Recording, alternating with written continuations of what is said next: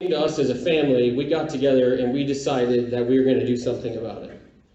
And we joined with the Sustainable Beef team. We heard their process, and we knew that was something we wanted to be a part of. And we really, really wanted that to be a part of North Platte. And so as it went on, when we announced, I traveled the country. I went from Florida, California, North Dakota, Colorado, and I sat at a lot of ranches and a lot of kitchen tables. And it became more prevalent to me that this was more than about me. It was more than about my family. There was actually other small businesses and other ranchers and multi-generational families that were having a hard time fill the void.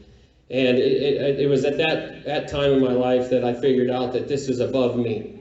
This is above us. And it's not just about my family anymore. This is about every cattleman out there. And we needed to do this not just for my family, but for them.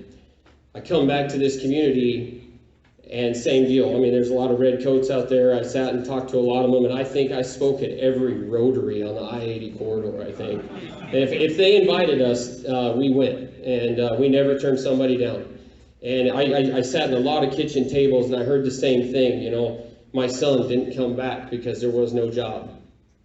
My daughter did not come back because there was no jobs. And, you know, I heard, you know, North Platte's been stagnant for a long, long time. Like I said, we were talking about closing down schools. And it just became more and more prevalent that this community needs this. I mean, so what do we manufacture in this community, right? Corn and cattle. That's it.